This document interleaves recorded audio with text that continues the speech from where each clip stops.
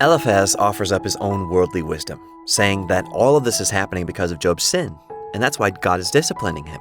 Job takes it as long as he can, but then answers Eliphaz, and then Paul pleads with all of us to be reconciled to God.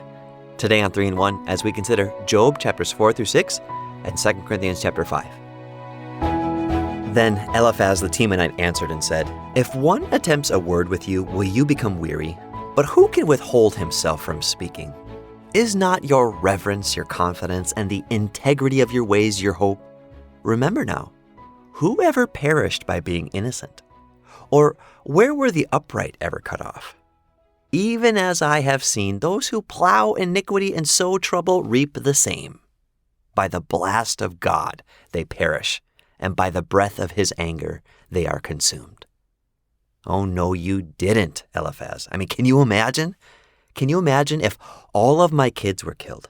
If my house burnt down? If I lost everything and then I contracted some incredibly painful disease that affected me from head to foot, and then you come to visit me in the hospital and ask me how I'm doing, and I start to pour out my heart and vent just a little bit, and then you say, Okay, I can't take it anymore. I got to say something. This is only happening to you, Dom, because there's sin in your life. Wow, really? Now, remember, they do not know why this is happening. But man, do they ever pontificate as though they do. Is this happening as the judgment of sin in Job's life? No! The Bible already said, God already said clearly before any of this took place, that Job was blameless and upright, one who feared God and shunned evil. Now, I won't lie, you are going to get weary of wading your way through all of Job's friends' tactless theories as to why he's suffering, because they don't know why. 30-plus chapters of saying, I know why you're going through this. And Job eventually calls these guys out, and he calls them miserable bags of wind who care more about being right than being kind. He said in verse 16 of chapter 4 today, "To him who is afflicted, kindness should be shown by his friend, even though he forsakes the fear of the Almighty." Do you think this is true? To him who is afflicted, kindness should be shown by his friend, even though he forsakes the fear of the Almighty. See, Jesus said, "Love your enemies, do good, and lend, hoping for nothing in return, and your reward will be great, and you will be sons of the Most High, for he is kind to the unthankful and evil. Therefore be merciful, just as your Father also is merciful." See, God is kind to the unthankful and even the evil.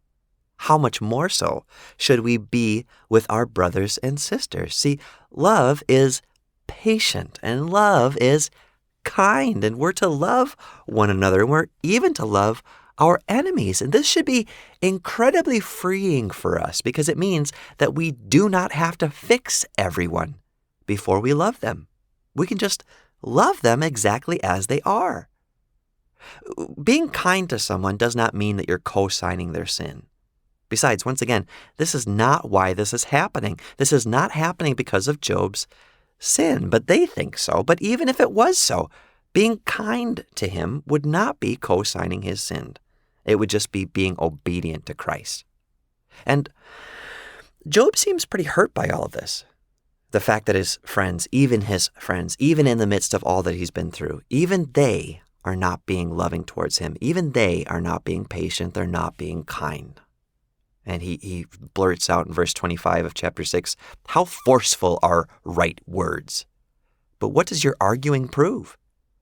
Do you intend to rebuke my words and the speeches of a desperate one, which are as wind? Yes, you overwhelm the fatherless, and you undermine your friend." So, for the next 30 chapters or so, Job's friends add insult to injury, add suffering to suffering for their friend, Job. Now, the finer points of their arguments really take a backseat to their lack of tact and kindness, but it's important to acknowledge the fact, again and again, that they are wrong. Job was not suffering because of sin. It was not God's will that Job be healthy and wealthy at the moment. Can we acknowledge that again?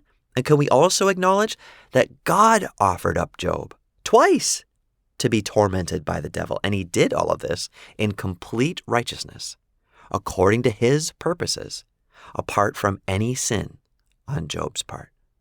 So the debate between Job and his friends in chapters 3 through 37 was really unfortunate and unfruitful and unkind. It would have been so much better if his friends would have just been loving instead and listened to Job and been patient with him and kind to him.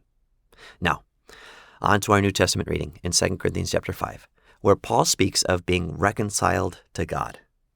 Now, if we are to be reconciled to someone, if a relationship is to be reconciled, then that means that something happened in the past to break that relationship, to sever that relationship at some point. And we know that it was our sin that severed our relationship with God.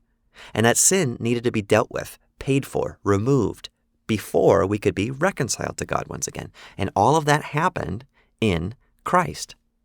Therefore, we read today in verse 17, if anyone is in Christ, he is a new creation. All things have passed away. Behold, all things have become new. Now, all things are of God, who has reconciled us to himself through Jesus Christ and has given us the ministry of reconciliation. Wow. Now, we have the ministry of inviting others to be reconciled to God. In verse 20, we read, now then, we are ambassadors for Christ, as though God were pleading through us. Have you ever felt that before? The heart of God pleading through your heart, through your words, the words that are forming in your heart and coming out of your mouth? Now then, we are ambassadors for Christ, as though God were pleading through us. And this is not an experience reserved for the preacher on the platform. This is something that happens every day in all sorts of places as God, in his sovereignty and omniscience, has chosen to reach the world that he loves so much through us, through all of us as believers. Now then, we are ambassadors for Christ, as though God were pleading through us. Now, you may have felt this before in your heart, but you maybe didn't know what to say. And I was thinking today as we were reading through 2 Corinthians 5, that last verse and a half of the chapter is a great place to start. You could just simply say this as the love of the Lord leads you to speak to another, to beg them to be reconciled to God. You could just say this, we implore you, or we beg you on Christ's behalf, be reconciled to God, for he made him who knew no sin to be sin for us, that we might become the righteousness of God in him. And there's the gospel. It's so simple.